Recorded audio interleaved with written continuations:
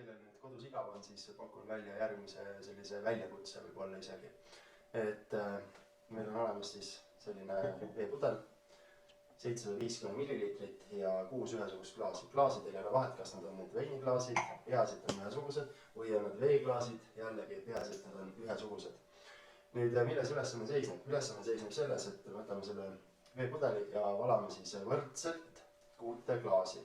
Ehk see kogus, mis lõpptulemusena siia klaasi jõuab, peaks olema kõikides klaasides võrdse nivooga. Ja järgmine reegel, mis me selleks vajame, on siis pudelid, klaasid ja mingisugune joonlaud.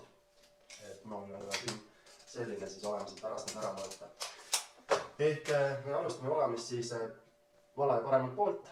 Ehk esimene klaas, jätame ühe vahele, teine klaas, jätame ühe vahele ja kolmas klaas. Ja tuleme parem.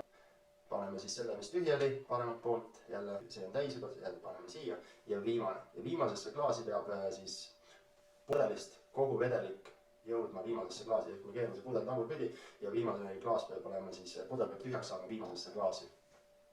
Siis võtame välja kõige rohkem ja kõige vähem silma järgi ja paneme kõrvuti ja mõõdame siis tulemused ära. Ehk vaatame, kuhu maani on nivoo, vaatame, kuhu maani on selles kõige rohkemas nivoo ja lahutame selle vahe ära. Et oleme seda teinud päris mitmel korral, samuti on ta üks kelneri eriala üks võistlusi. Et parimad tulemused on siin 0,1 millimeetrit, nii et annab mida järgi teha.